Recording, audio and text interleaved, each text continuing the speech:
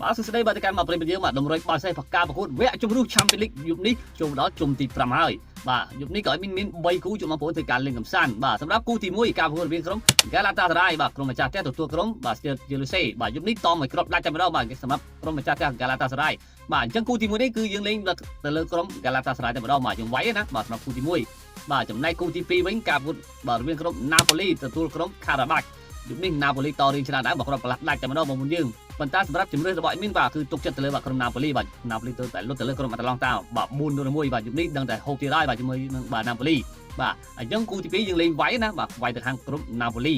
បាទគូចុងក្រោយគូពិសេសតែម្ដងបាទក្រុម Tau Chelsea ទទួលក្រុមអ្នកមានមុន FC Barcelona បាទគូនេះអត់មានក្រុមណាតទេបងប្អូនយើងបាទអញ្ចឹងបាទសម្រាប់អេដមីនគេថាគូនេះគួរលេងខាងក្រុម Barcelona តែម្ដងទៅបងប្អូនយើងបាទយើងវាយតែមិនបាច់គិតច្រើនទេបាទយើងវាយទៅខាងក្រុម Barcelona បាទសម្រាប់គូចុងក្រោយណាអញ្ចឹងអេដមីនមាន3គូនេះជូនបងប្អូនធ្វើការលេងកម្សាន្តបងប្អូនគិតទៅបាទអាចយកទៅវិនិយោគបាទកែច្នៃដោយខ្លួនឯងដោយទទួលខុសត្រូវណាបាទហើយសម្រាប់បងប្អូនដែលចង់បានធីបបាល់ដូចជាបងបាល់បាទអាចចូលរួមជាមួយនឹងក្រុមបាល់របស់អេដមីនបាទចូលទៅកាន់បាទក្នុង bio TikTok ឬក៏បាទ bio តាមរយៈបាទ Facebook page បាទអរគុណជូនបងប្អូនសម្រាប់អ្នកទាំងអស់គ្នាកុំភ្លេចជួយ follow page ដូចជា account TikTok អេដមីនម្នាក់មួយផងបាទ